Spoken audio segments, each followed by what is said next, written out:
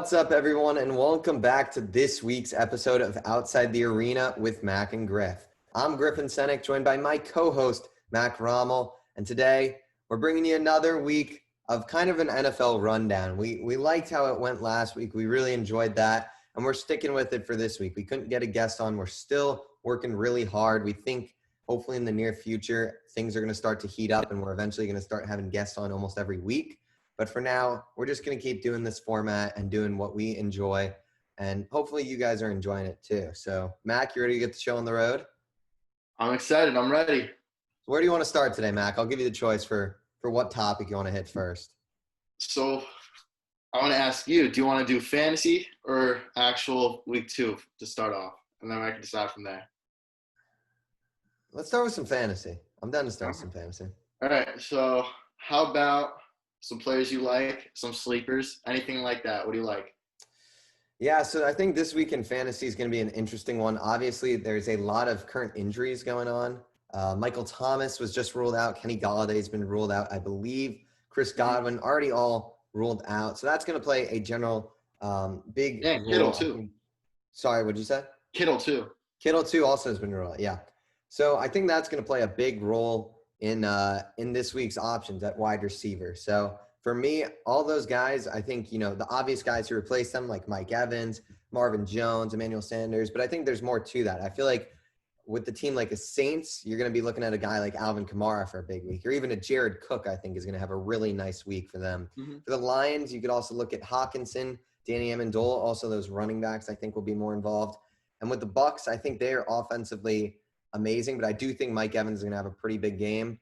So I like it on that front. With the Niners, I think an interesting move. I don't know the kind of role he'll have, but Mohamed Sanu just this past week, I believe, signed with the San Francisco 49ers. And he is familiar with Kyle Shanahan. I believe they've worked together in the past in Atlanta.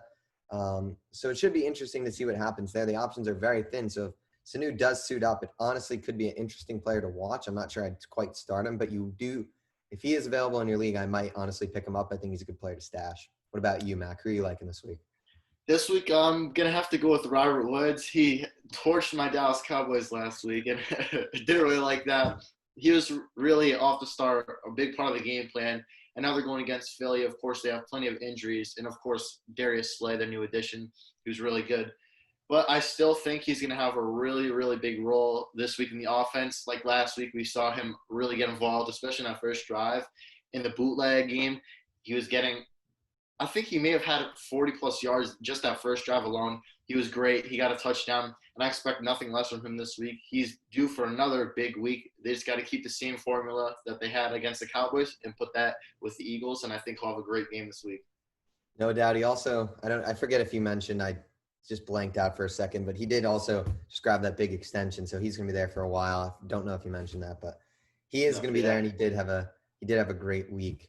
I guess I'll flip it back to you, honestly. Some sleeper, or no, not some, we just did sleepers. So guys that you're maybe not liking, that you're a little hesitant to start this week. So this week, I know a lot of people definitely picked them up in their first or second round of their league, and that's Kenny and Drake. They're playing the Washington football team this week, and we saw what they did against Philly last week. Of course, they had the injuries and everything like that, but the Redskins' front seven was balling out. Chase Young, Ryan Kerrigan. They have so many studs up in that defensive front seven. And I don't think Kenny and Drake and just that offensive line for the Cardinals will be able to handle it in general. I think their pass game for the Cardinals will struggle as well. So I don't think he'll be able to get involved in the pass game or the run game. He won't have a big game. So they really just have to neutralize that front seven. If they could get him to work pass into that secondary, he'll have a great game, but I don't see that happening as of now.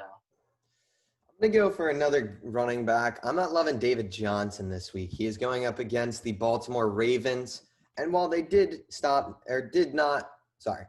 my words are a little jumbled today. Well, Nick Chubb did have some solid points against them. I think the Ravens are going to get through this one pretty quickly, and I think they're going to I think the Ravens are going to blow the Texans out here like they did last year. So I don't think David Johnson necessarily is going to have a great game, and I also don't think he's quite as talented as a guy like a Nick Chubb right now. So I don't think we're going to see that kind of production with him this week. The Ravens, obviously, with a fantastic defense. And I think we're going to see David Johnson struggle this week. That's one guy.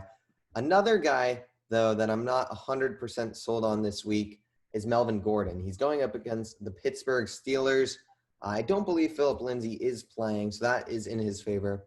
But still, that Steelers defense, we saw what they did to Saquon Barkley. Obviously, they're going to have to pay attention to other options, but Cortland Sutton his status is in jeopardy as well. So it should be interesting to see what happens there. And I'm not 100% sure if I'm really excited about Melvin Gordon this week. I just think that Steelers defense is going to ultimately be too much for him. Yeah. To add on another player, that makes kind of a maybe more underrated pick, and I think someone who may not have the best of weeks, once again, is Tyreek Hill. Of course, they still have that potent offense. They got so much talent, which could limit his touches, but they're going against a much better secondary. They got Casey Hayward, Michael Davis. They got a lot of really good guys in that secondary. And in addition to that amazing pass rush with Melvin Ingram and Joey Bosa. So I think Tyreek Hill is another player to watch out for. And he may not have the best of weeks, although I think he's kind of a boomer bust pick this week, as he normally, to me, I feel like he always is. But he's normally turned out to be a boom. But I think these first 2 weeks for him are going to turn out to be busts. Yeah, I mean, he did get that touchdown, which kind of saved his fantasy day in week 1. But I agree with you. I think that I am a little worried about him. Also, Clyde Edwards-Helaire, he could have a rough time potentially facing some really, really strong defensive players for kind of the first time. I mean, the Texans don't really have too many stars besides J.J. Watt on that defense. Yeah. And then another quick little topic I want to bring up to you is, how do you think the New Orleans Saints offense and the players that they have on their offense, how do you think the fantasy football is going to work out for those other players now that Michael Thomas isn't there? Yeah, so I touched on it a little bit earlier, but I'll go more in depth now. I think that guys like Emmanuel Sanders and Jared Cook are really going to see their value uptick for this. Emmanuel Sanders, obviously, probably the more obvious one, just off the fact that he's the wide receiver 2. Now he's sliding into the wide receiver 1, and that offense does love to pass the ball. Drew Brees loves throwing like those slants, routes like that to Michael Thomas. And now Emmanuel Sanders, a guy who's a solid receiver. He's no average Joe running those routes. He'll be getting some grabs. Traquan Smith, another guy on that offense that I think might see an uptick in snaps, and he could be a beast. But Jared Cook's the guy that really intrigues me. I mean, I think we all know Kamara's going to do his thing. He'll probably even do better than usual, so he's going to be fantastic. But Jared Cook, I mean, we saw what happened week 1. He put up a very solid performance, and I think Drew Brees this year is going to like going to him, and especially when he doesn't have his sure thing Michael Thomas there. I think he's going to look to cook a lot here. I think we could see a really nice 7-8 catch performance with a touchdown potentially for Jared Cook this week. I totally agree with you there. And then another team we could also mention is the San Francisco 49ers. And I think really a lot of players on that offense are going to have really big fantasy games and just big games in general. Now that George Kittle's out, that's Jimmy Garoppolo's main offensive weapon and target. So now you're going to have to split up those catches and put them elsewhere. Is that going to go to Raheem Mostert?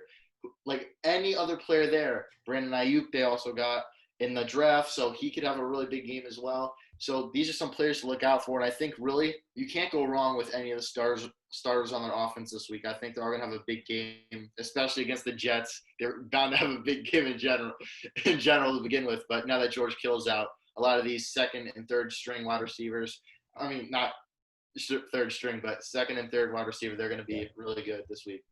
Yeah, I agree with that point. The Niners, the only thing I will say is that we don't really know where the ball is going. Besides Raheem Mostert, I am a little worried about who's starting because, in all honesty, we have no clue what can happen. Jimmy Garoppolo might throw the ball 10 times for all we know. I mean, we really have no clue. Against the Jets, though, I would assume that's not going to be the case.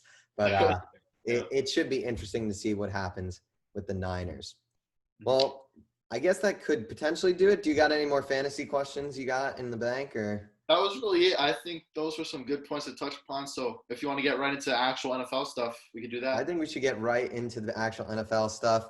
And I want to, before we touch on the Thursday night game, just hop out back to week 1. We obviously, our last episode, we talked about the Chiefs game, but now we've had every team play. So what really stood out to you week 1, now done? Who caught your eye? Who are you liking? Who are you not liking? What are you thinking? I want to quickly talk. I think this could be something we both could talk on, which would make a pretty good episode, is that Buccaneers offense really wasn't hot. I know you're going against the New Orleans Saints. They had a really good team all around, but Tom Brady did not look his best.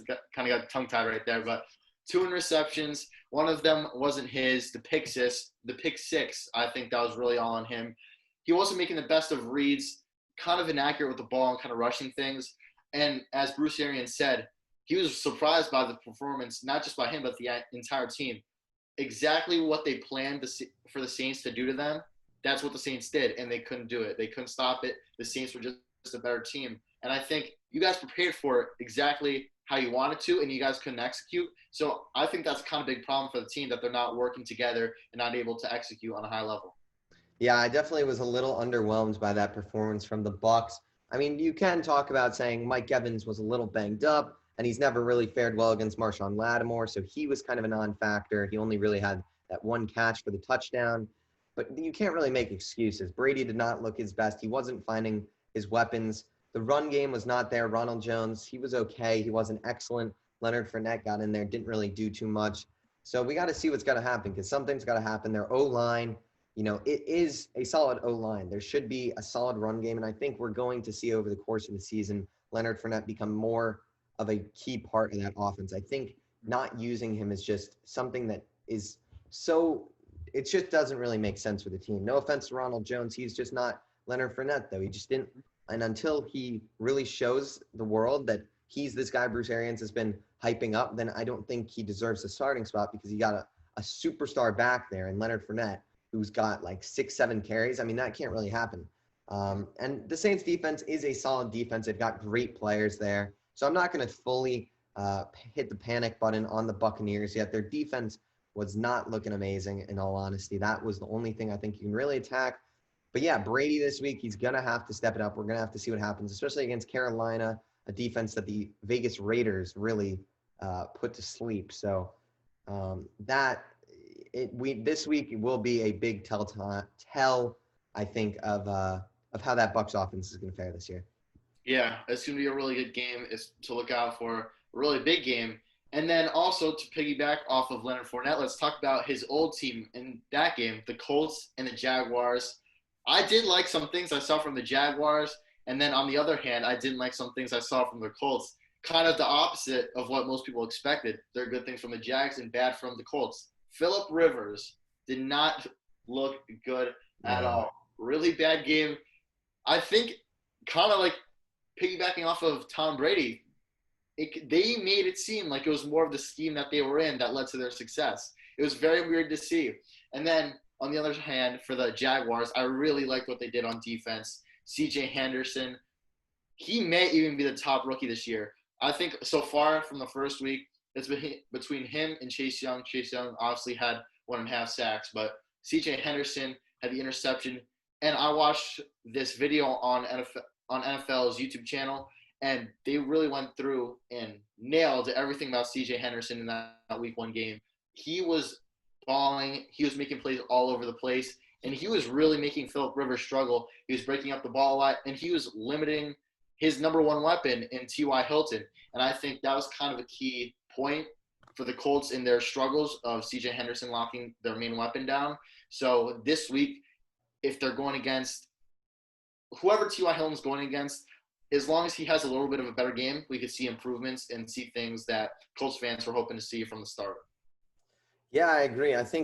You talk about Phillip Rivers, and I think it's just an inexcusable kind of performance. The turnovers are just still there from last year. That was the big issue last year. He was turning the ball over too much, too many interceptions. And I think we might just honestly have a case of Phillip Rivers just becoming a little too old and maybe fading out of his NFL career. I wasn't 100% on with the move. I don't know how much of an upgrade he is over Jacoby Brissett. Obviously, he brings a big level of leadership and experience, but he's never really won in the NFL too much. I don't believe he's been to a Super Bowl. I could be wrong there, but he really hasn't had too much success, and he's had great talent around him. And I mean, you look at that Chargers offense last year, they at one point had Eckler, Melvin Gordon, Mike Williams, Keenan Allen, and Hunter Henry too. That's inexcusable to not perform there. And the weapons are just not the same here. I mean, you got a better O-line, but I'm looking at the stats right now. He did have a solid completion percentage, but against this Jaguars team that literally is trading every player away, to have those 2 interceptions is pretty inexcusable. The one thing I will touch on with the Jags, though, Gardner Minshew. Oh, my goodness. This guy had a game. He only had 1 incompletion, first of all, out of 20 passes, 3 touchdowns.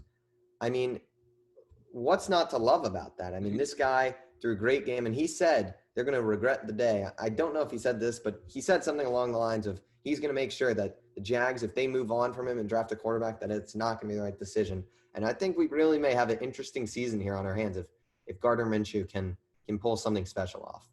Yeah, as you said, one incompletion. That is absolutely insane. Really good week by him. And then his buddy over there, the new rookie, Laviska Shenault, who obviously also went off and really helped them throughout that. But they're a team who was once bad, and now they're looking like they have some potential to do really good in the near future. And then another team who seems that they could be good in the near future, but isn't really there right now, especially with their starting quarterback in Ryan Fitzpatrick. Excuse me, I was about to say Ryan Tannehill, and that's the Dolphins. I don't understand how you're going to start Ryan Fitzpatrick over Tua Tagovailoa. Week 2, after throwing 3 interceptions against the Patriots defense that had so many opt-outs, and not just backups and no-named opt-outs, but really, really high-caliber player opt-outs. So that's a really big deal for him to be throwing 3 interceptions against a defense that's not what it was last year. Really surprised me. And I was surprised that they made the decision to start him this week as well that early. I thought they would at least have some thought about it, but they really went right in and dove right into having him be the starter of week 2.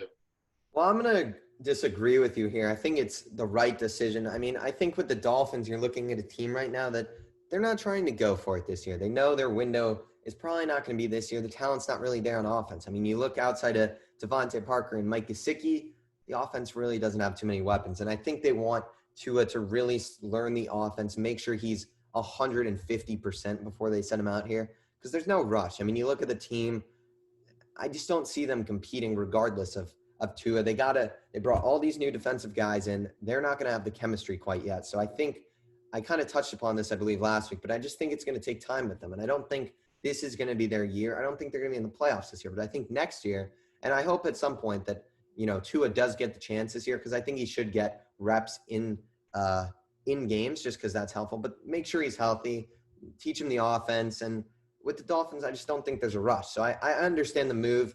Obviously, you hope to see better production from Ryan Fitzpatrick. But yeah, I think I understand where the Dolphins are coming from, and I think it's the smart move in terms of what's right for the future.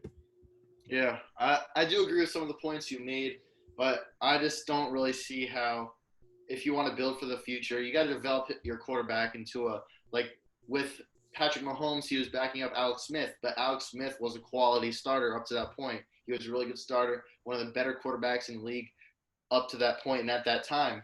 So he was actually learning from someone who was really involved in there for a long time. But I don't think, of course, you're going to get that leadership from Ryan Fitzpatrick, but I don't really think you're going to learn too much and improve so much to the point of Patrick Mahomes and how he did. Of course, I don't think anyone could improve as much as he did from backing up Alex Smith, but there's no way he's going to learn and really get what Dolphins fans and coaches might be thinking that they could get from him being a backup for some time. I don't know. We'll have to see. I do disagree with you there. I think Fitzpatrick, I mean, he's been in the league for a while. He knows the ins and outs, and he's a solid guy. He's been a journeyman, but he's done a good job at times in the NFL, and I don't think you can discredit him. I don't think it's going to be a crazy mentorship. He's not under Tom Brady or something like that, but I think it helps, and I think it's maybe more even of a health concern for the Dolphins to not just throw him in there. Yeah, I totally get that part. And then another team that was good at passing the ball last week was the Atlanta Falcons, kind of opposite to the Dolphins, not good passing the ball. The Falcons, they had 3 100-plus yard receivers, Calvin Ridley, and then, of course, Julio Jones. Both went over 130. Julio, I believe, went over 150. But that's a scary passing attack. I thought they were absolutely great, especially I believe they were going against the Seahawks. Yeah, they lost by, I believe, 12 or 13. I think 13 now. But putting up 25 points, still really high of a number against a Seahawks defense that is still loaded with talent and now that has Jamal Adams.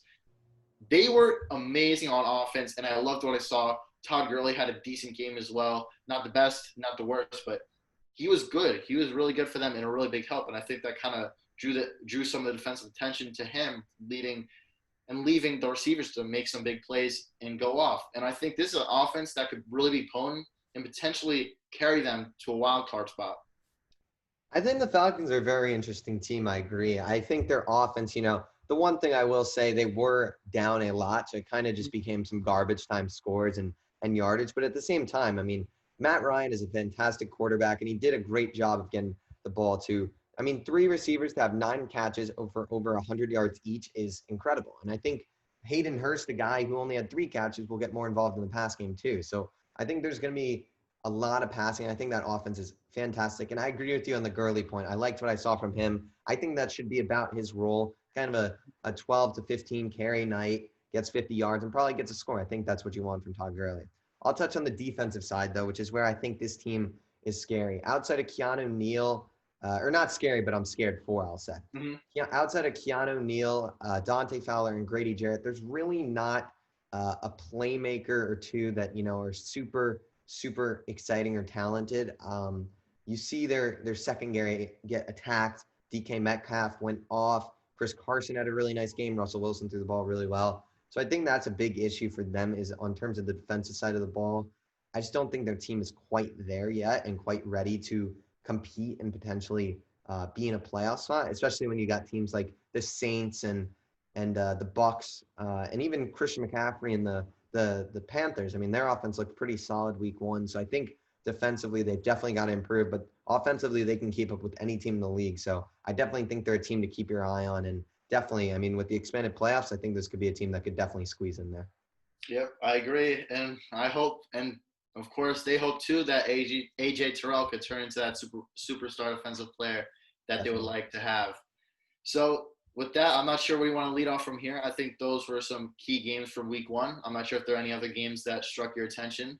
So what are you looking for? I will just go into one interesting point, and then let's jump to the Browns-Bengals game. The one guy I want to bring up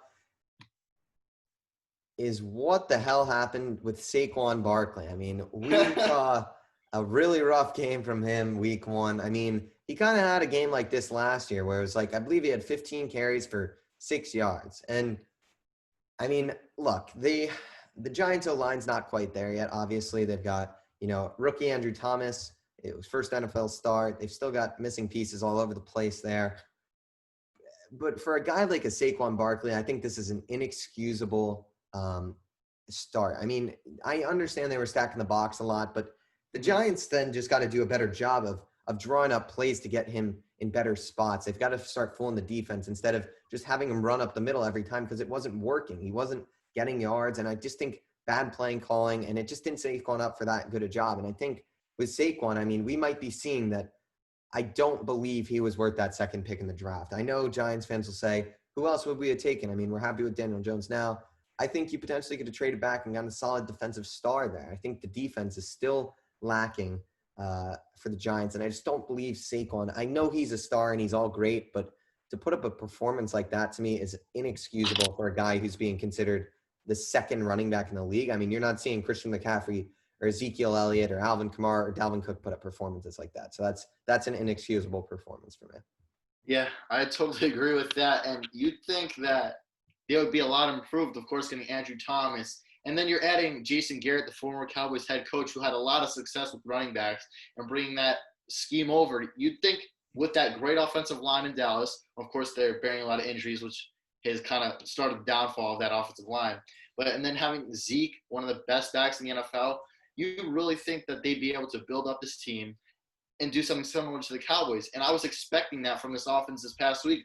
They have some solid players on the offensive line. They're just not there yet. They still have to work together to get there. But 6 yards on 15 carries, not acceptable. No. And as you said, you weren't seeing how that second overall pick was worth for Saquon Barkley. I agree with you, but I disagree at the same time. Of course, he has that really, really, really good play, and he's a great player. He has everything you want in a player, and he's even been considered at points the best back in the league. But I agree with that. That's where I disagree at that point. But then I agree. I think they should have went for a defensive player, or before getting a running back, instead of wasting Saquon Barkley's career, go get some offensive linemen first. The Cowboys did that. They had their offensive line before getting a running back. They had running backs who could get over 1,000 yards and were solid, but no one great. And then you saw them get a great running back after they had the great offensive line. That's what I would have liked to see from the Giants, but still 6 yards on 15 carries, not acceptable no matter what your offensive line is and scheme is. Yeah, it'll be interesting to see how Saquon fares this week against probably, a less stronger defense in the Chicago Bears. Well, that's all I got for week 1. So let's go to week 2 now. Thursday night, we saw a pretty, interesting game. I wouldn't say it was a close game because the Browns kind of had this one for a while. The Browns beat the Bengals in the Battle of Ohio 35-30. And there's a lot to touch on here, honestly. I think there was a lot that we saw in this game that could be talked about. The first point I want to touch on, I'm going to touch on Baker Mayfield here. Mac, what did you like from Baker Mayfield? What did you like that you saw? Because obviously a much improved performance this week from his week 1 disaster in Baltimore. Yeah, of course. I really liked – he was really spreading the ball around. He had 219 yards, but 16 for 23. He was good. Not what I would have expected against the Bengals defense. I thought they would have passed more. But also I did like what they did in the run game, which we'll touch upon after. But Baker Mayfield, a lot improved. He had an interception, however, but he was spreading the ball around to – let me count this up real quick. 8 different receivers throughout the whole game. So he was spreading the ball around. He was getting it done. He left the Bengals defense guessing on who he was going to pass to. Of course, some of these guys only had 1 reception, but still spreading the ball to a lot of people. And I think that really helped him this week. And then complimenting him to the run game, which is something I like for my Dallas Cowboys to do as well. Start with the run game and then build with the pass. So I really liked how they schemed this game. And I think if they continue doing the same thing, running the ball first and then winning and then passing to help win, they're going to have a lot of success if they continue to do that. Yeah, I really liked what I saw. And I think week 1, first week of Baker, he's got another new coach, another new offensive coordinator, and you're facing arguably the best defense in the NFL in the Baltimore Ravens. So I really don't think you can blame him too much for week 1. So I feel like this was kind of a point where you're saying, hey, this is a big game for him. Let's see what he does.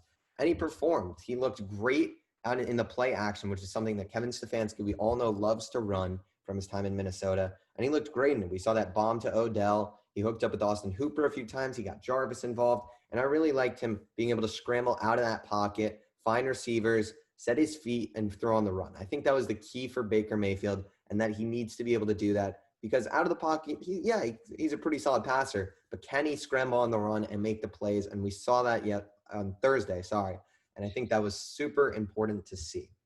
And I think it said, okay, I thought I was going to end, and then I was like, do I have more? Yeah, super, super important to see and good for Baker Mayfield. Mac, I'll flip this one to you, though. We'll stay with the Browns, I guess. The running side of things. We saw Nick Chubb, Kareem Hunt. These guys look unstoppable. Kareem Hunt, I believe, averaged 8.6 yards a carry, and then Chubb did 22 carries for 120 plus and 2 tutties. And Kareem also had 2 total tutties on the day. What are you looking at? Could this be a top running back duo of all time? I don't know of all time, but I think it's the best duo right now, for sure. Right now. Maybe eventually they'll grow to all time. We'll have to see. But this is amazing. This is exactly what I wanted to see. In my YouTube channel, I said that night, I don't know who watched it or anything like that, but I said, do what the Cowboys like to do. Run the ball and then win with the pass. And that's exactly what they did, as I just said before. And this is exactly what I wanted to see. This is what I was waiting for of this running back duo. After week 1, of course, Kareem Hunt had more carries than Nick Chubb, which I was kind of surprised about. I'm like, how's the season going to go? Are they going to rely more on Kareem Hunt than Nick Chubb? So I was surprised after that. But this reassured my thoughts. Nick Chubb went off. Amazing game, 124 yards, as you said, and 2 touchdowns. He was really used a lot in the red zone, just smash mouth, really. Just really good football by him. And then Kareem Hunt using his versatility and elusiveness to win. And 8.6 yards per carry, that's not something you see in today's NFL. Maybe you'll see it if they run for 2, if they have 2 rushes and then they'll have like 20 yards, they'll have 10 average. But 10 carries and you're still averaging 8.6, you're doing something right there. And just his sure speed and elusiveness really, really, really made him amazing that night. Yeah. I know. I mean, these guys are – I mean, you look at Kareem Hunt before, obviously, his whole domestic violence incident. he was arguably the top back in the league. So I think it's really interesting. You got kind of two of the two potentially the best backs in the league on the same team, and they're going to have them for years to come, obviously, with Kareem Hunt just signing that extension. So, I mean, if Kevin Stefanski can really build something special here, I think we could really, truly see these two guys flourish and become, one of the top duos for years to come. The final point, I guess, I'll bring up on this game, or at least I have, Joe Burrow. Mm-hmm. I really liked what I saw from Joe Burrow. 37 for 61. He threw the ball 61 times. Obviously, Joe Mixon did not have quite a day, 16 for 46. So Joe Burrow had to get involved in, he threw for over 300 yards, 3 touchdowns, and no interceptions. I believe he might have fumbled once. They had some miscommunications at points with the O-line and stuff like that. But, Mac, what did you see from Joe Burrow that you liked? He was amazing all around. I think that fumble was kind of just a rookie mistake, and he'll learn from it. Just the timing was wrong. He was trying to call the timeout as the ball was snapped simultaneously. It was just kind of miscommunication that'll be worked out through just the whole team, and him being a rookie is just a little mistake I'm not worried about. But obviously, he passed the ball a lot, 61 times. I believe that's top 3 for most attempts that rookies have ever thrown in a season. Like in a game, sorry. Mm-hmm. But yeah, really, they wanted to see what Joe Burrow could do, and he showed what he could do. He lit it up. 316 yards, 3 touchdowns. That's what you want to see. And then really kind of giving the ball to not players you really would have expected to have the big games. Of course, Tyler Boyd, one of the players you would expect to have a big game. He had 72 yards and a touchdown. But then you go down. He's really utilizing these tight ends. Now, CJ Uzoma, I can't pronounce that last name, but that was a really good addition or player that they were throwing the ball to that was really unexpected. I think that's what kept the Browns on their toes in pass game the whole entire game. Just a lot of these new players and new faces that they were trying to get involved. And I think this game was a big building block, especially spreading the ball around a lot to a lot of new players and players he may not have thrown to week 1. I think that's good. He's going to build a lot of chemistry, and that was really what I wanted to see from him this week. Yeah, obviously, CJ Uzomah, I believe, did just tear his Achilles, so it's sad to see after, especially this game where, they hooked up 4 times, 40-plus yards, and a touchdown. It sucks to see him go down, but expect to see Joe Burrow having some more success. So I guess that does it for me for Thursday night. I don't know if you got any more. Yeah, one sec. This is something I meant to bring up in fantasy, but I completely forgot to bring it up. And, yeah, you mentioned the injury. I didn't bring that up as well. But Drew Sample, their tight end, pick him up in fantasy. I already picked him up in one of my leagues. He was great since the injury. He really got involved, and I think he's going to be a key to this offense, and they're going to be really looking to him to help Joe Burrow advance and develop throughout the season. So pick him up in your fantasy leagues. He was great last week, and he's only going to have more production next week. That's a great advice. I agree with that, and I think with Uzomah going down, he got 7 catches with him playing for some of the game. We could really be seeing a potential big season from Mr. Drew Sample. Well, that does it for our Thursday night. So now I guess we can get into the real good stories. Sunday football, obviously we're filming this on Saturday night. So tomorrow will be the big day of games. And I'll start with you, Mac, before, we'll go into obviously our full game breakdown, but which game are you most excited for tomorrow? Or I'll even let you even choose from the Monday night battle in Vegas. So I have a few games I'm looking at, but there's one in particular I want to speak upon. So I like the Patriots and Seahawks game. That's going to be a great game. The Chiefs and Chargers. But kind of an underrated matchup, that Washington football team, Arizona Cardinals game. I think that's a really underrated matchup. And I think that the football team really could be able to squeak out an upset win this week. It's so weird to say that, but I think they're due, and they can upset again this week after upsetting the Eagles, coming from a down 17 at halftime and then coming back to win that game by over a touchdown. And I really don't even know what to say. That front seven's going to win it for them. I'm telling you, I'm really high on the Cardinals and Kyler Murray, but this game is a game I think the football team matches up well against, as they did with the Eagles. The Eagles had a banged up offensive line, and their front seven tore them apart. And I think this Cardinals offensive line, which is improved but still not great, I think this is a game that the football team is really going to feast on once again. Yeah, no, I'm really excited to see. And I think that week one performance was really good for the football for the football team all around. I mean, you look at Dwayne Haskins, he had a pretty solid performance. They got guys like Peyton Barber, Antonio Gibson. They had a pretty solid committee there. And they did their defense, like you said. I mean, I think their defense is probably one of the most underrated units in the league. But I think they're on everyone's radar now after putting up, I believe, 8 sacks in week one or something crazy like that. I mean, what a performance from them. I love that matchup. Another matchup that I'm actually really intrigued by involves the team that lost that game, the Rams and the Eagles. I think for the Eagles, this is a huge game for them already in this season. I know there's 15 more games left, but this is a huge week. The Eagles really do need to get on track here. Offensively out after that first quarter, the Eagles just looked like a disaster. And obviously, they will get their playmaker, Miles Sanders, back, the running back, who is expected to be fairly good. He had a very good season last year. I know they had talks apparently with Devontae Freeman as well, so that could be an interesting thing to watch.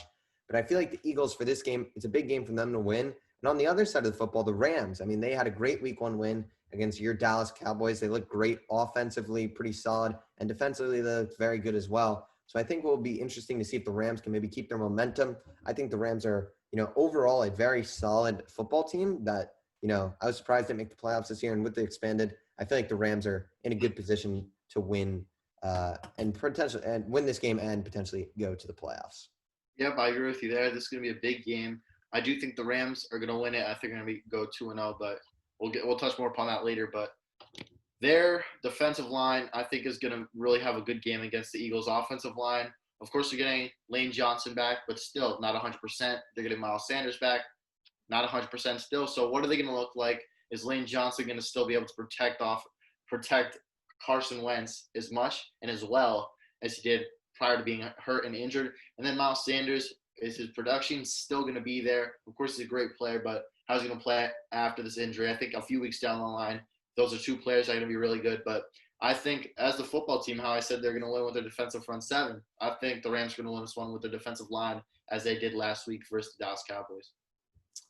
That's a very good point, and I think it should be a very good game to watch. Do you have any more storylines or topics you want to bring up before we go into the game by game breakdown? I got to think of that real quick. I mean, we could really touch upon that Saints-Raiders game. Like, could that be a potential upset for the Raiders to win? What do you think about that? I think that could be a very good game. I mean, you look, Michael Thomas is not going to be playing. The Raiders' offense looked very good in week one. I mean, you look at Henry Ruggs, he is questionable to play after leaving the first game. I believe he did return, but he is a little banged up. But you look at Josh Jacobs, his week one performance. We haven't touched on that yet.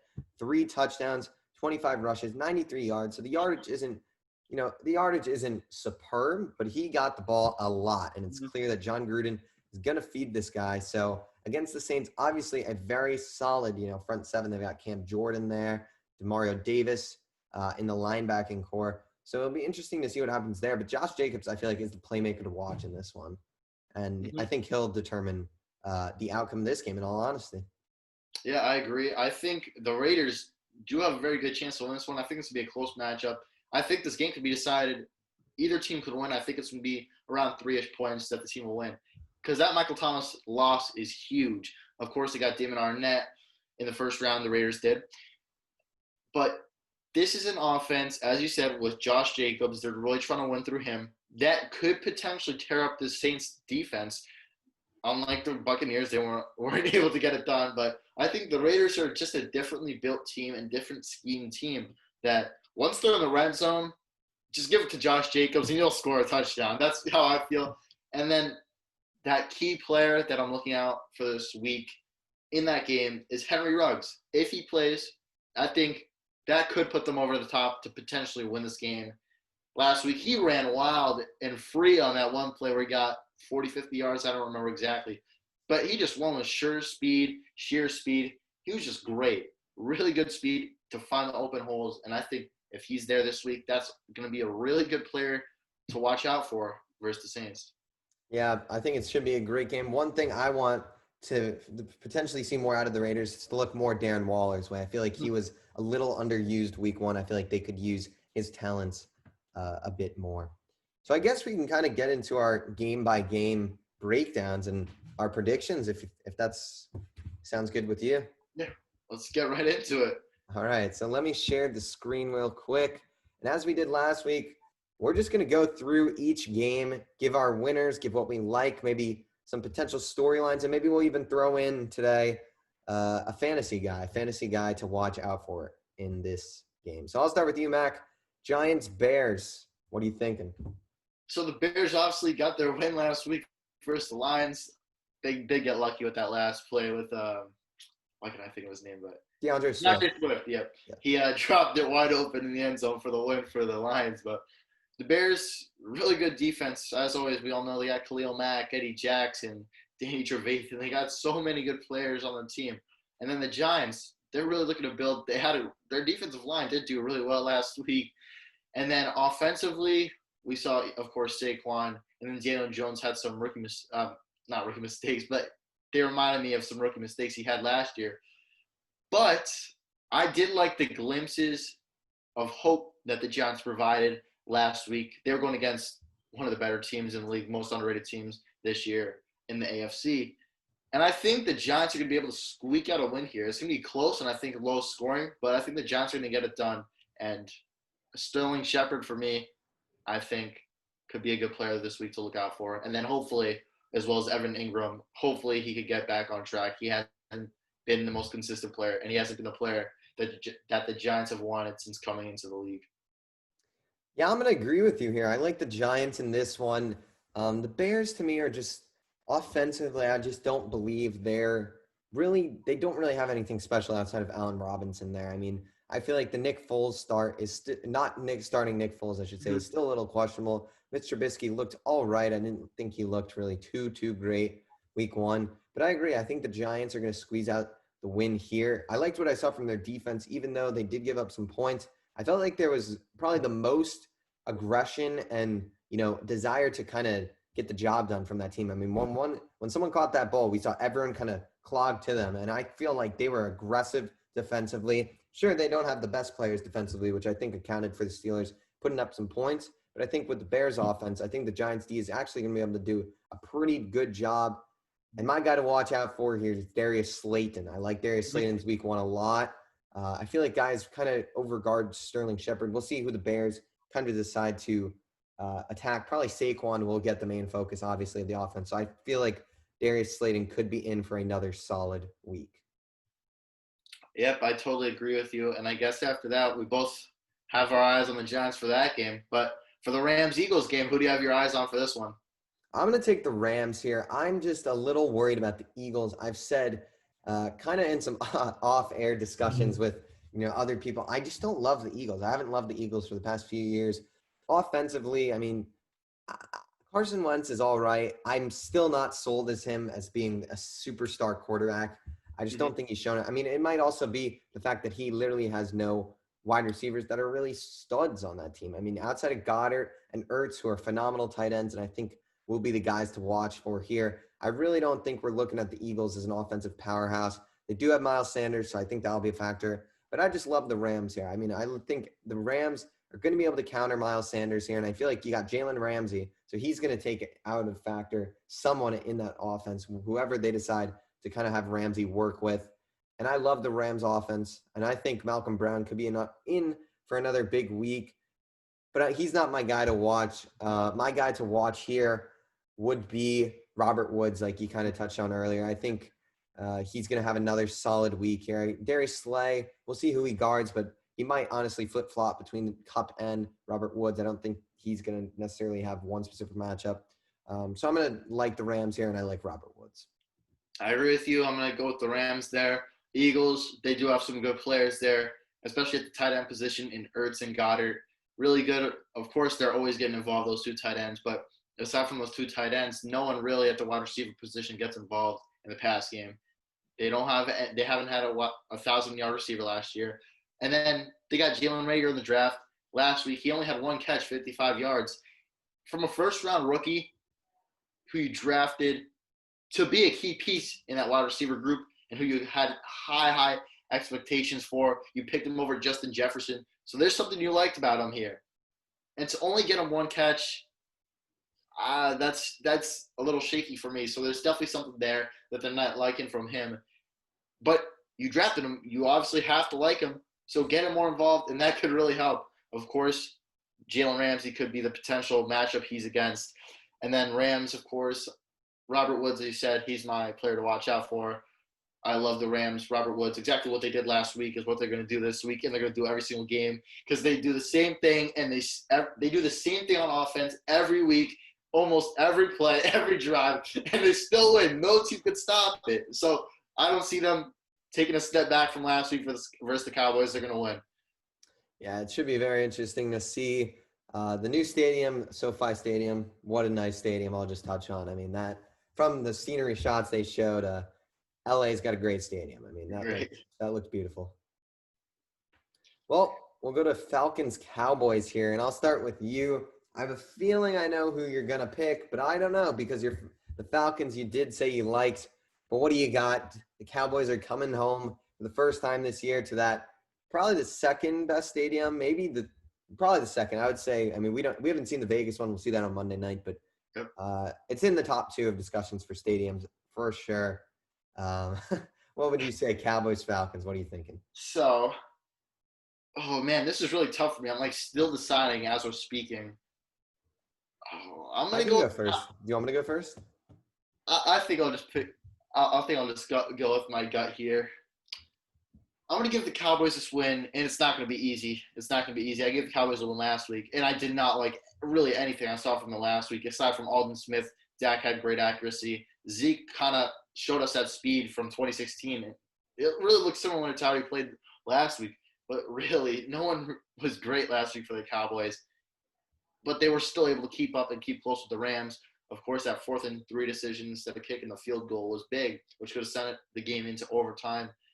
Just a lot of sudden mistakes, and play calling wasn't the best on defenses. As I said with the Rams-Eagles, they were doing the same thing every play on offense, and we still weren't able to stop them. You weren't able to adjust. And that was kind of big for me as a fan watching the game. I'm like, they really need to do something to adjust to the same thing, where it's the outside zone or the bootleg. They really have to make a plan for that. And the only reason I'm picking the Cowboys this game is because they're having fans. I think that's going to play the factor. And then if they didn't have fans, I would have to go with the Falcons. I think the Falcons offensively are matched up really well against your defense, who really only has good pass rush as of now. Their run game, their run stop ability was not great, especially against Malcolm Brown. We saw, as he said before. And then in the secondary, it looked terrible. I'm not going to go into any individual player. It was terrible. But there was only one real player in that secondary who showed glimpses of hope, and that was Trayvon Diggs. He got picked upon in those 2 plays, but he was locked down in each of those 2 plays. It was just the ball was perfectly thrown. And honestly, I would like to see Trayvon go against Julio this game. I think Trayvon, after that Week 1 performance, may be one of the better cornerbacks in this league after the season is over. And this is a test for him. Go against Julio Jones. We'll see how he plays. And he had a pretty good test last week, but Julio Jones is going to be the sure tell. And I think this could be a close game. Falcons could potentially win that game. But Cowboys defense have a lot to worry about. And I think they're only going to win this game because of their offense. I'm going to have to go with the Atlanta Falcons here. I think from the Falcons side of things, I liked what I saw, obviously, offensively. It was amazing what we saw. I mean, the Falcons looked like one of the best offensive teams in the league, and I think they're going to pick apart that Dallas defense in the air. And obviously, Dallas has a great D-line, so I think they will counter Todd Gurley. But, I mean, Julio Jones, Calvin Ridley, I just don't see the players that are going to be able to guard these guys and really lock them down. And I just think on the offensive side of things, obviously, Dak, he got all the receivers involved. Gallup was kind of held down because I believe he was being guarded by Ramsey for the majority of the game. So I think the Cowboys offense will obviously have some level of success here, but I just think the Falcons offense, I think we're going to see a shootout here in all honesty. And I think the Falcons offense is just going to be a little too much for the Cowboys to handle. Yep. Totally agree with you there. Could go either way in that game. In another game I've seen some actual experts say that could go either way is this Panthers-Bucks game. I'm really not sure about this game. My heart, based on the talent of the teams, want to say the Bucks, but I think I'm going to say the Panthers. Mm. I think I'm going to say the Panthers. Bucks couldn't get it clicking, and the Panthers, they're hoping to get it clicking this week. They really did good in the draft, spending all their picks on the defense, especially that defensive line. Of course, Buccaneers didn't have a great run game last week, and I think with that great defensive line of the Panthers now, they're still, once again, not going to have a great run game. Hopefully, Derek Brown could get kind of involved in the pass rush a little bit more, which I like to see, put Tom Brady under pressure. And I'm really just picking the Panthers too because I'm not sold on the Bucks, especially after last week's performance and Tom Brady kind of looking like he kind of made Bill Belichick look like the mask behind it all, as most people were kind of questioning was it Tom Brady or was it Bill Belichick? And he made it seem like it was Bill Belichick. And I think this week we're going to see a similar outcome. Excuse me, sorry. I think we are going to see here the Tampa Bay Buccaneers score 40 points. I think the Bucs offense is going to come out on a mission. I mean, Eli, I don't think anyone's going to be guarding Mike Evans on this offense. I just don't see who's their number one, Dante Jackson, I believe. He's going to get lit to shreds. Something I also forgot to say, Chris Godwin's gone there too. He's out. That is so true, that's yes. a big loss for them and a big help for the Panthers. So that's something I forgot to mention that also is helping my decision in the Panthers. I just think this Buccaneers offense is going to get it going. I think their run game, we saw Josh Jacobs go kind of crazy a little bit. I mean, obviously he only averaged, I believe, 3.7 or so yards per carry, but he got in the end zone 3 times. So I don't think the Panthers defense is quite there. I think you might be overvaluing that defense just a little bit right now. So I feel like the Buccaneers offense is going to get a chance to get it going this week. And maybe my 40 points is a little bit of a stretch, but I think we'll see them score 30 plus. I think Mike Evans will have a big game. Kind of personally hoping for that for my fantasy team. But also, I think the tight end combination of O.J. Howard and Gronk will play solid. And Brady seems to like Scotty Miller a decent amount. We saw him hook up with him a few times in week 1. So I feel like Scotty Miller might get involved. And on the defensive side of things, I mean, obviously, stopping Christian McCaffrey is not going to be easy. Mm-hmm. But the Bucs defense has got to play better. That secondary has got to be a little better. Obviously, they did stop Michael Thomas, so that was pretty impressive. So I think if they're able to do kind of a similar thing to DJ Moore and maybe held McCaffrey in check, they did hold him in check last year. McCaffrey had his worst game of the season against the Tampa Bay Bucs. So we'll see what happens. But I think the Bucs are gonna come away with this one. Brady's first game of Tampa Bay is going to be a victory in Tampa Bay. We're going to have to see, especially without Chris Godwin. And then another team without their star player in George Kittle, 49ers and the Jets. I'm going to go right into this. Pretty easy for me. I'm assuming it's going to be easy for you. The 49ers are going to take the win here. Jimmy Garoppolo is going to be able to spread the ball around a lot more. I think that's going to be a key to seeing if he really could be this quarterback for the 49ers and be one of the better quarterbacks. Let's see if he can spread the ball to other players aside from George Kittle. I'm excited to see how that fares. And then Raheem Mostert, I think he's going to have a great game against the Jets. Of course, they got Quinnen Williams up there, but I still think Raheem Mostert is going to have a good game. And then for the Jets, Sam Darnold, I think he may be a bust, really. I don't like – a bust compared to where he was drafted. Like, he's obviously a start in this league, but being drafted that high, he's not performing as what he was picked as. Like, that's not what you would want from a top 5 pick at all. And he really has to show signs of development. Of course, he doesn't have a lot of help. He's not going to have Le'Veon Bell this week. But Le'Veon Bell really hasn't been a huge factor for them at all since he came. Taking that 1 year off, was it the Steelers' offensive line? Or was it that 1 year off that really screwed him up and made him look bad now that he's playing for the Jets? Yeah, I'll agree with you on that point. Lev Bell definitely, before even the injury, just did not have it going with the run game. I feel like he's just not quite there, and it sucks to see as a fan. I was hoping he was going to do well. He was kind of one of the players that I thought would do better this year, but it is a tough schedule for the Jets out of the gate. I just want to quickly counter the point you made about Sam Darnold. I cannot say for sure that I don't believe Sam's a bust, and I think that his issue is just a combination of just he has no weapons and he has barely an offensive line. The offensive line outside of this season is probably the best one he's ever had in his career. And you look at the weapons. I mean, his number one weapon, a guy he wanted them to re-sign, Robbie Anderson. The Jets didn't even really make an offer to him. I mean, they have Brashad Perryman. Obviously, Denzel Mims has not. I don't believe either of those. Brashad Perryman played week 1, kind of a non-factor. Denzel Mims and Jamison Crowder, I believe, are going to be out potentially this week. I'm not sure about Mims. I know Crowder is out. So you're kind of taking away his weapons. Lev Bell hasn't been the guy he's needed to have. So Darnold's kind of just gotten screwed, I feel like. And I feel like with better chances, we'll really, truly be able to see. So I feel like with him, it's even like we still have to see because the talent's there. He's shown that at times for sure. But he's also had those moments where you go, maybe not. I mean, against that game against the Patriots last year, we saw him really, really struggle. I think this game is going to be a little closer than people think. I think the Jets defense is actually a little better than people believe it is. I liked what I saw at times from the Jets defense. They did force some turnovers. They got to Josh Allen a few times. So I feel like they might be able to counter Raheem Mostert a little bit. And I think taking out Kittle is going to be huge. I'm not sold on any of these other Niners weapons. I feel like we're going to really see Jimmy Garoppolo get tested here and see if he's able to find other guys outside of Kittle and see what he can do with them. And Jets offensively, I think we'll have some problems, obviously, against this Niners team. But Richard Sherman is not going to be here. So maybe Darnold will have a little more time run-wise. I am a little worried. I believe I might be starting Frank Gore in fantasy this week too. So pray for Frank Gore to do some magic. But ultimately, I'm going to say it's going to be a low-scoring Niners victory. I don't think they'll score more than 15 points either team here. I just don't see offensively the Niners really being able to string it together. That's my personal belief. But I think it should be an interesting football game. And, we'll see what happens with that one. Yeah, of course, Sam Darnold, a young quarterback. And then the next match we're going to talk about also has a pretty young quarterback against the really, really old veteran who's coming off an injury, missing most of last year. And that's the Broncos and Steelers. We got Drew Lock and Big Ben. This can be a really good game. I think it may be closer than people think. Broncos, of course, we lost Von Miller. Cortland Sutton's iffy. Not sure what things are looking like for him. But they got Jerry Jeudy, who to me, he looked like the best rookie wide receiver out of the whole group last week. So he's going to have a big game. They got KJ Hamler, too, there, who's going to be working the slot. Still a really good defense with Bradley Chubb, Justin Simmons.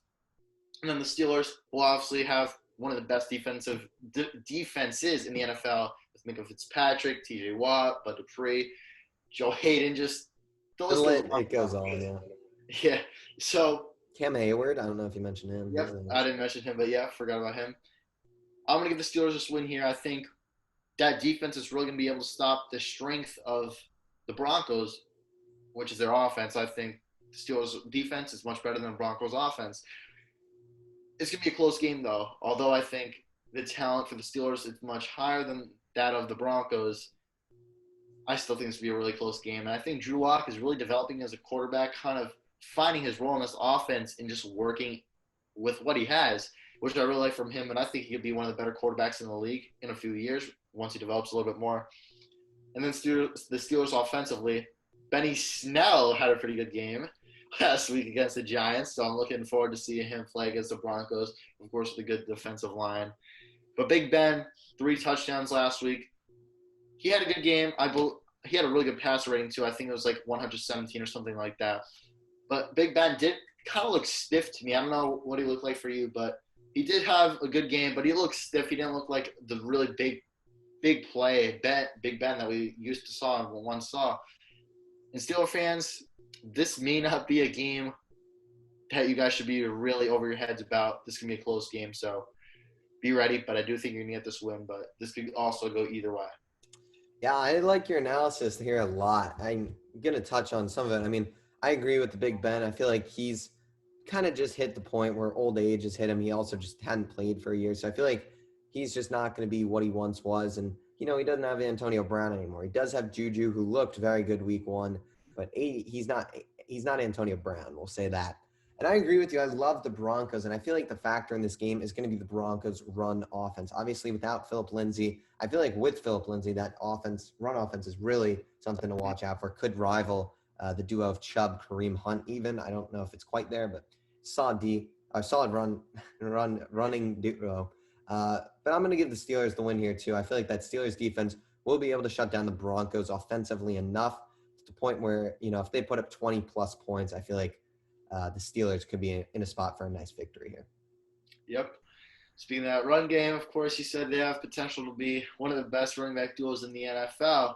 But now let's talk about one of the best running backs in the NFL in Derrick Henry going against the Jacksonville Jaguars. Part of me wants to say the Jaguars are going to upset the Titans like they upset the Colts last week, but I can't go with that this week. I have to give the Tennessee Titans the win here. Of course, the guy Jadeveon Clowney, who really a lot of people thought would have a bigger factor on this defense. I don't think they even had one sack last week, which was kind of big. I thought Jadeveon Clowney, of course, I wasn't sure if he would get a sack, but I think the attention drawn to him would allow some other players on the defensive line to have a sack. They got Adoree Jackson, one of the fastest cornerbacks in the league. They got some really good players, and then offensively, they're going to be without A.J. Brown, which is kind of a big loss. So they're going to be relying on their former 5th overall pick in Corey Davis. He had a good week last week, over 100 yards. Could he repeat that this week? I'm not sure, but Derrick Henry is how they're going to win this week. He's going to carry that offense.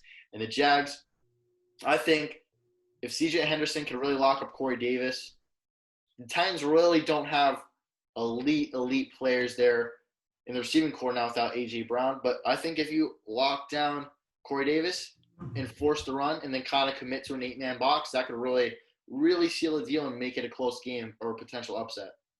Yeah, I agree with you here. I mean, I feel like the Jags, I mean, I don't want to discount them or credit them out anymore. You know, I really like the fight I saw week one. I feel like this team's a motivated ball club that's kind of like, hey, we're going to be in this and we don't really care about the number one pick. They obviously have a lot of draft capital. I'm not sure how many firsts they have. I know they have the Rams first. I believe that might be the only other first they have. So they might only have 2 firsts. Could be wrong. But the Jags, I feel like, are just a team that right now is motivated. And I like what I saw, but I just don't think the Titans will lose this one. It's in Tennessee as well. I'm not 100% sure if they are going to be having fans, but I don't know if that'll really factor in here. I feel like Derrick Henry is just going to be too much for that Jags defense to handle. Outside of Josh Allen, I'm really not 100% sold too much on any of those guys. They do have a solid linebacker in Miles Jack. I believe he's healthy and ready to go. But, yeah, I just think the Titans – Derrick Henry, Ryan Tannehill, Corey Davis, the guy. I know we haven't done fantasy ones for the past few ones, but Corey Davis, the guy to watch out for. He could be in for a big game. Also, Jonnu Smith, a tight end that I think if you're signed on a few maybe waiver wire kind of guys, Jonnu Smith might be a guy to pick up this week. And I think he might be in store for a big week. Yeah, the Jaguars, you said they have multiple first-round picks. This year they have 4 picks in the first 2 rounds. They have 2 in the first round, 1 of their own and 1 of the Rams, and then an additional second rounder from the Vikings. And then another high draft pick, aside from the Jaguars last year, of course, having a decent year, but Lions trying to have a better year this year, trying not to have a top 3 draft pick. The Lions and the Packers, division game. This seems pretty easy for me. I'm not sure how you feel about it, but I think the Packers are going to win this game. They dropped 43 on the Vikings last week, and I think the Vikings have a better defense than the Lions, of course.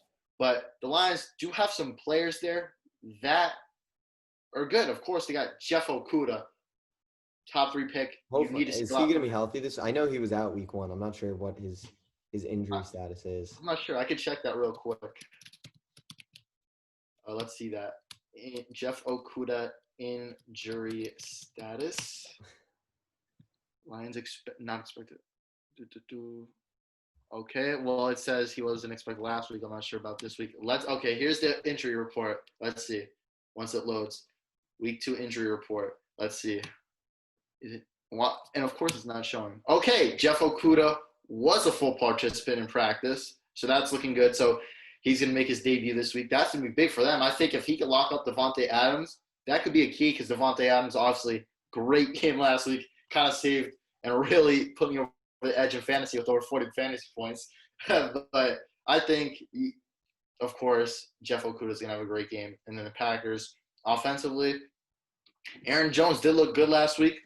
You got to pair him with A.J. Dillon, of course. I think the Packers offense is just a lot better than the Lions defense. Yeah. A lot to look forward to in this game.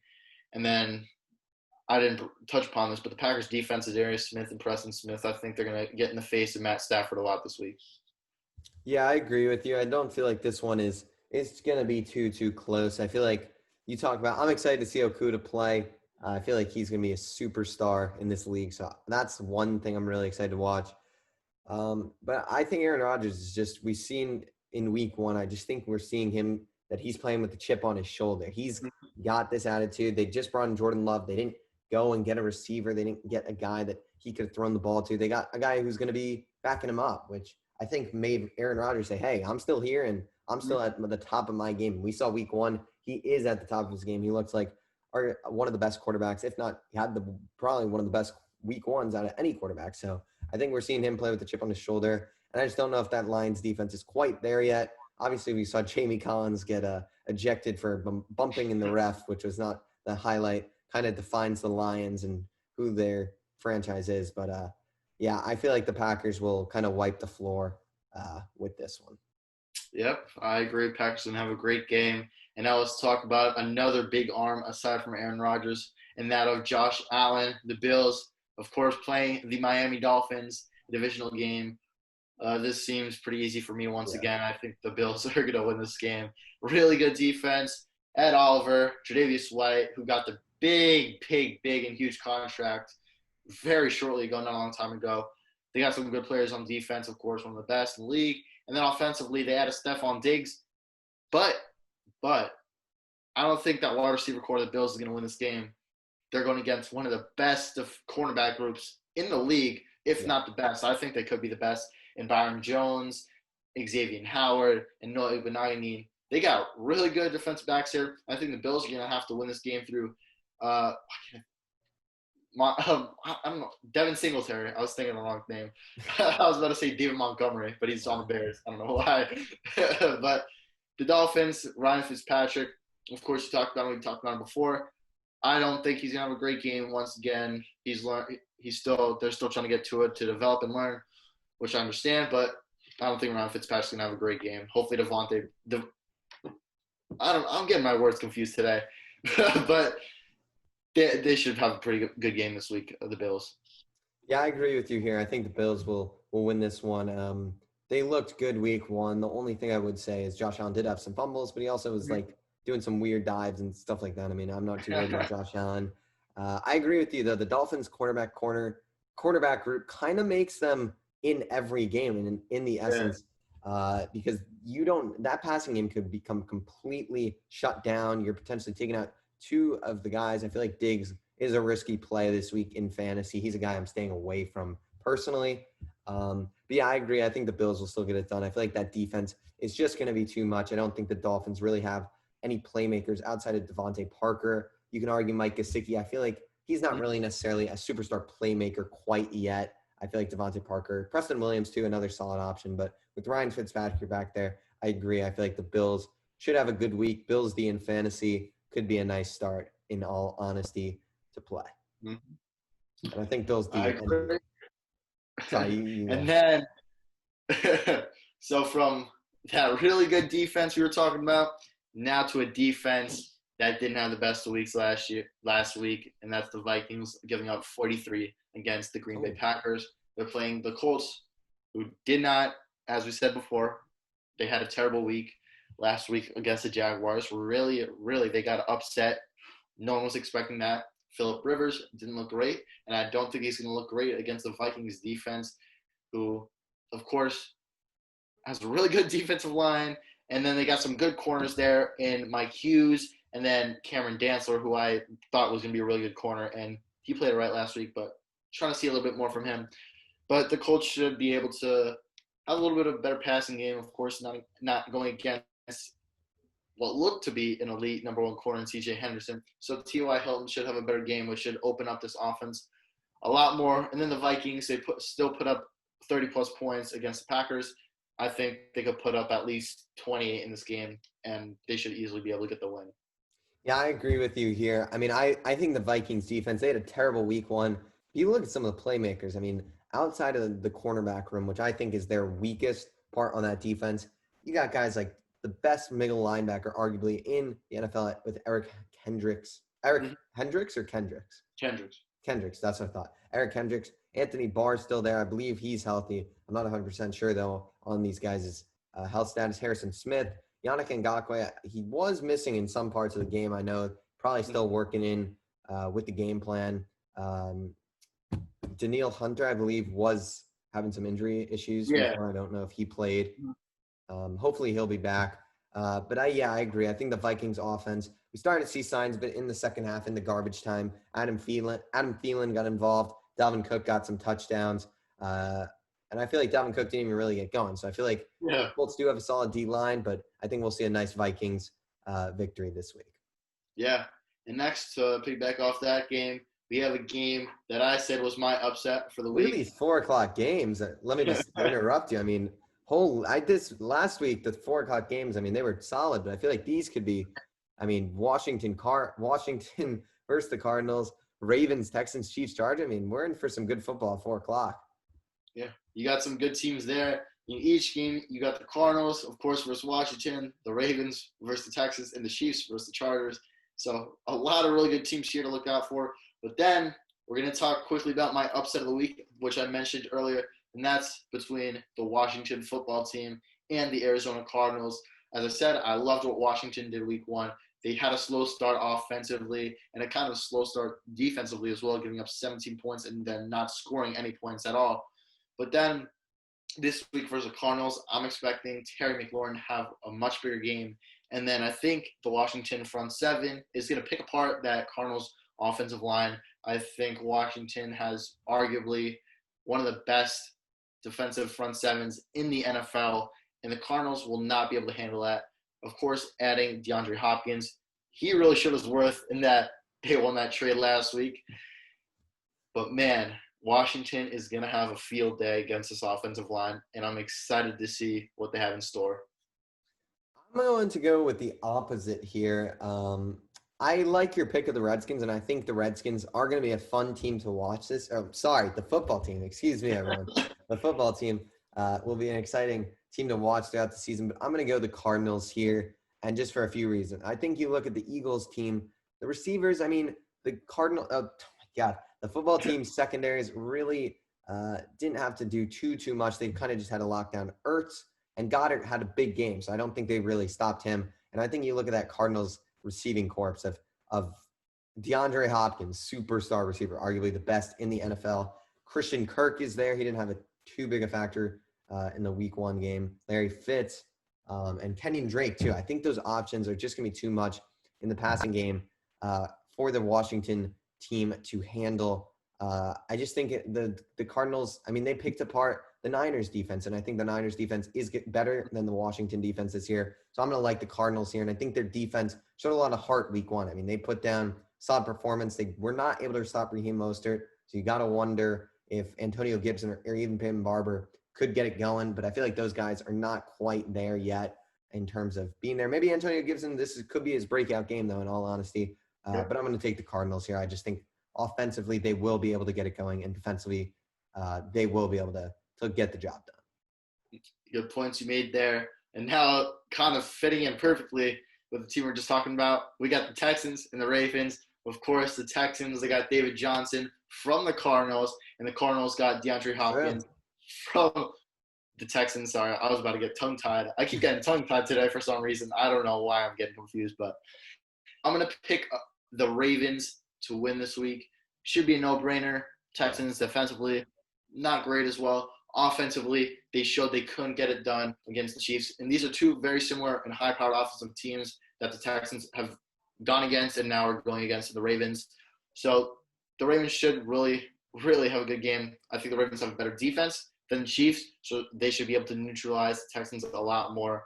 But for the Texans to win this game, as I said, you got to win through David Johnson. He played great last week when they were going through him, and they got to continue to do that here on out throughout the season. But in order to win some games, they got to get that short passing game working. And I think having a committee and not a true star number one, you got to get the short pass game going and get them guessing. Have a lot of receivers in there, have the defense guessing. And once you start doing that, I think you're going to be able to start racking up some wins against some fairly good teams just based on your scheme and how you play. But the Ravens, Lamar Jackson, and Hollywood Brown, who had an amazing week one, are going to win this game. Yeah, I think you made some great points there. And, the Texans, they really got screwed by the schedule, arguably going against two best teams in the NFL. And I'm going to agree with you. I think the Ravens will get a W, and I think it'll be a pretty large-sized W. I know I said that last week with the Colts, and I was wrong, but I feel like this one is more of a sure thing. And I think you look at the Texans' defense, they were not able to stop Clyde Edwards-Helaire And I think you look at the Ravens running attack. I mean, Lamar Jackson will obviously be involved, and Mark Ingram's and J.K. Dobbins, a guy I really liked what I saw. He got 2 touchdowns week 1. I feel like those 3 guys will be able to kind of attack the Texans defense and their weaknesses. And obviously the passing game with Mark Andrews had a great week 1, and Hollywood Brown, another guy who had another good week 1, I think will be a lot for the Texans to handle. And on the other side of things, Texans offensively kind of didn't get it going until they got into garbage time. They do have to get that short pass game going, get guys like Brandon Cooks, Randall Cobb, those guys. Even Kenny Stills is on that team still. I mean, you got to have a weird mix-up kind of, I guess. But those 4 guys and those 3 guys and Will Fuller, they should kind of have a nice solid balance between the 4 of them in order to succeed. But I don't think we'll see that this week against the Ravens secondary that has Marlon Humphrey, Marcus Peters, and a great, pretty solid front 7 in Baltimore. I think Baltimore will walk away with a solid sized W here. I agree with you there. And now let's go right into the team the Texans played last week, and that is the Chiefs and the Chargers. For this one, I'm going to give it to you first because I got some noise going on. I don't know if you can hear, but some of the neighbors, they're outside skateboarding and making some noise, so I'm going to toss this to you first. I can't really hear it too much, but I'll start here, and I'm going to go with – well, first off, I'll say I think this game is going to be a little closer, but it depends on Tyrod Taylor. So I'm going to go with the Chiefs here. Chiefs offensively week 1, you can't really complain. They obviously went against a kind of depleted Texans unit, so we don't know what we'll see. The Chargers obviously a much more solid defense with the solid D-line. We touched on that earlier, and a great secondary. But I think the Chiefs offense is still just unstoppable for any team, any defense you can put out there. I mean, you got guys like Tyreek Hill, McCole Hardman that can burden you deep, Travis Kelce, and now Clyde Edwards-Helaire. You got to worry about the run. Last year, the run, you didn't really have to stack the box or worry too much about that. With Clyde Edwards-Helaire, you do have to worry about that run. Obviously, Joey Bosa and Melvin Ingram going to be expected to have to get and take care of him. But I think the Chiefs will be able to do well. And I think the only way the Chargers win this game is if we see Austin Eckler have a bigger performance. I was very disappointed with his week 1. I felt like they got to get him involved more in the passing game. I feel like that's what Phillip Rivers did so well there these past few years, is get Eckler his receptions, and only, I believe, 1 reception week 1 for Eckler. I feel like they got to kind of lean more towards him in the receiving game than that rookie Joshua Kelly, I believe is his name. I could be mistaken, but yeah, I think that the Chargers are going to depend on how Tyrod Taylor plays. He's got to get Keenan Allen more involved, as well as Austin Eckler needs to be a bigger factor. What are you thinking here? Yeah, I got to agree with you, and thank God those skaters are gone and the neighbors are gone. The dog was barking. Thank God they moved, but I'm going to agree with you there. I think this is going to be a much closer game than people think, as you said. And I think this is going to be a really good test for both teams. I think each team's strength is matched up well against the other team, and it's just a really good matchup. And I think this is going to be a really big indicator of how each team is going to perform this week. Of course, the Chiefs, Clyde Edwards-Helaire, we're going to start with him, who had probably the best rookie game last week. I'd say, in my opinion, probably the best rookie of last week. He's going to have a really good test this week going against the Chargers. They got Melvin Ingram and Joey Bosa, so I'm excited to see that. And then for the other side, the Chargers have Austin Eckler, and they're going against Chris Jones and Frank Clark. So I want to see how that plays out. You said Eckler, of course, didn't have the best game and wasn't as involved as you would have liked last week. Hopefully they can pick things up. And I think now that they have Tyrod Taylor starting there, they got to win with Eckler. They got to use him more. And I'm excited. I'm really excited, although he's not playing this week, Justin Herbert. I'm excited to see what he does. And I think that will kind of open up the Chargers team a little bit more. They're just trying to develop him a little bit. And I think in the next few weeks we can kind of see a switch into the Herbert era. But Eckler, you got to get him involved if you want to win this game. And then for the Chiefs passing offense, they're going against a good secondary with Casey Hayward. So I'm excited to see that. We talked about this before, his match against Tyreek Hill. And then for the Chargers, Keenan Allen, they're going against an iffy secondary, but really good safety group. Really good safety group with Tyrann Mathieu and Juan Thornhill. So got to work that short passing game once again. I don't think you're going to beat the Chiefs over top of those safeties, but Chiefs are going to win this one. Yeah, it should be interesting to see. I like how you bring up the Chiefs safeties. They kind of go unnoticed, but they're a big factor in their championship run last season. Well, we'll make our way to Sunday Night Football now, and I think this might be one of the best Sunday Night Football games of the year. I mean, we're starting off with 2 fantastic Sunday Night Football games.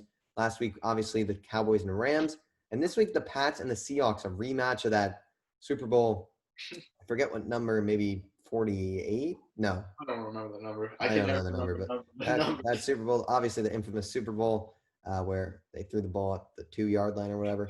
But we'll see Cam Newton kind of get his first real test, I feel like, on a team from the defensive side. So I'm going to flip this one to you, Mac. What are you seeing week? I don't know why I said week, but we're both a little tongue tied here. But what are you thinking week 2 from Cam in this matchup in Seattle?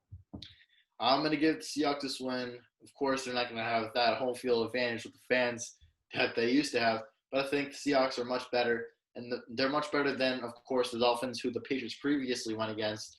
And we saw Cam Newton still had a great game against who I think is the best cornerback group in the NFL. He still had a great game. He was able to perform really well. And then he was involved in the run game. He was scrambling the ball, and I was kind of unsure of it. I think you were kind of unsure of it, too, of how he would be running the Yeah. ball, especially now that he's a bit older. He showed he could run the ball and really spread up and open up the defense. And I think if they do something similar here against the Seahawks, they could have a lot of success. The Seahawks have a better defense all around than the Miami Dolphins do. Yeah. But I think kind of using the same approach with Cam Newton running the ball and in the pass, that'll open it up. And this could be a close game. It's going to be a really good game. Russell Wilson, Bill Belichick obviously thinks of him as the best quarterback and player in the NFL. So that's going to be really fun to watch, kind of the best coach in the league, and then who the best coach in the league thinks is the best quarterback in the league. That's going to be a good matchup. Tyler Lockett, DK Metcalf. You got some good guys there. Chris Carson, I think you should get him a little bit more involved. But the Patriots defense, maybe those opt-outs didn't affect them as we thought they did. Of course, they were playing against Ryan Fitzpatrick, who threw the 3 interceptions, and now you're going against Russell Wilson. Bit But different, yeah. we'll have to see. And I think the Seahawks are going to win this one. I think probably by a touchdown. This could be a good game, really good game. Excited to see it. Yeah, I'm going to agree with you. I think the Seahawks will win by a little more than a touchdown, though. I think Cam Newton, I mean, week 1, I think we kind of talk about, we did mention, obviously, a lot. The Dolphins' quarterback group is fantastic. And you look at Cam, he only threw the ball, I believe, 155 yards. So clearly the emphasis was not in the air. And I think tomorrow night, I guess when you're watching this, it will be tonight, or it might have already happened. Who knows? I'm going on tangent. I'm coming back. I'm going to say, the Seahawks are going to win this one. I don't think Cam will have as much success running the ball. He had 15 carries for 75 yards and 2 touchdowns, I believe, which is fantastic. He looked fantastic. But on the passing side, I feel like he'll be a little more challenging. They're going to have to figure out more of a way to get that passing side of things involved, which is where my worry with the Patriots offense is. I just don't feel like their offense has the weapons right now that it needs to go up against the Seattle defensive unit that has 2 of the best defensive players in the NFL, and Bobby Wagner and Jamal Adams on that side of football. And, on the offensive side of things, Russell Wilson with Tyler Lockett, DK Metcalf, and Chris Carson. I think these is some of the best weapons he's ever had, honestly, in his NFL career at one time on the same team. DK looked a little sluggish to start, but he obviously came back and had that big, big touchdown. But I'm going to take the Seahawks here. I think they will just be a little too much for the Patriots to handle. I agree. Seahawks going to have a really good game tomorrow night. I'm excited to see what goes on. And now to another team who's another top contender in the NFC and potentially Super Bowl contenders. Potentially a lot of people have them as a Super Bowl winner. And that's the Saints and the Las Vegas Raiders on Monday night. They're going to play in Vegas. Excited to see that stadium. Could they overtop, as you said, the Dallas Cowboys for that number 2 spot in best stadiums? We talked about this before. It's going to be a really good game.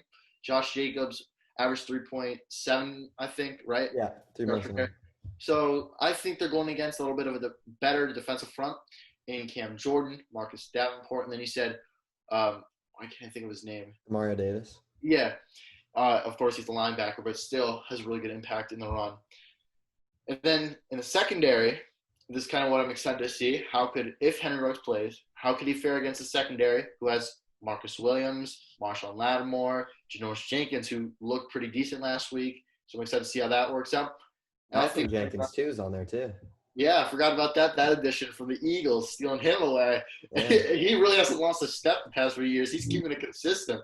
So I think Henry Ruggs, if you could beat him with speed, that'll be a key. And then, of course, using Josh Jacobs in the red zone. Saints without Michael Thomas, big loss. They're not going to have to double team anyone. You kind of spread out.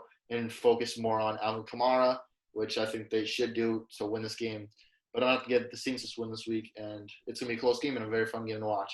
I think it's going to be a great game, and I'm actually going to go with the Raiders here. I feel like I don't believe they're going to be having fans here, but first game in a new stadium, I feel like they'll be motivated. Obviously, a primetime game as well. So I feel like we're going to see something very interesting happen here, and I like the Raiders offensively. I was happy with their production. I feel like they'll be able to get it done. And just the Saints without Michael Thomas, obviously he wasn't too much of a factor week one, but I feel like we'll be able to see them take some of that pressure away from Michael Thomas and more of a focus on Alvin Kamara. And you saw Christian McCaffrey obviously had a pretty solid game. They had, I would say the Panthers offensively did get it going against the Raiders. So it will be interesting to see. Drew Brees, I feel like didn't look amazing week one. I will be interesting to see how he fares week two, but it'll all kind of depend, I think, on guys like Emmanuel Sanders, Jared Cook. What role in the offense are they going to play? And I think the Raiders will squeak out, I'm going to say, a game-winning field goal here. I think it's going to be a very close game. That's going to be good. That's going to be a really good game to watch. Could go either way there. And with that, I'm not sure you want to add anything to this, anything else you want to talk about before we finish off here, or do you just want to wrap it up here? I think we should wrap it up. I mean, I think we covered everything important, and I think, we're in store for another great week of NFL football. Yep. I'm excited. It's going to be an amazing week of NFL football tomorrow. Some of these underrated games we talked about, which we're really excited for. We got some good 4 o'clock games tomorrow that you all should be watching, and then finishing off the night with the Patriots and Seahawks. And with that, I want to finish here. Make sure to like, comment, and subscribe. Let us know what you guys want to see, or if you guys have any guests, that would be greatly appreciated to reach out to us and let us know about that. Let us know what you guys want to see. And then also go follow us on Instagram. My Instagram is mac.rommel. Mine is Griffin Senek, my name. And then our podcast Instagram at Outside the Arena Podcast. And that's where you can reach out to us. Probably the best way to reach out to us if you guys want to come on or have any suggestions or anything of that nature. So feel free to DM us anywhere. Just leave any suggestions you guys have. And with that, let's end it off on a great note. Have a great weekend, everyone. Enjoy your football Sunday. Enjoy Monday Night Football. We're excited to get back to you guys next week on Outside the Arena.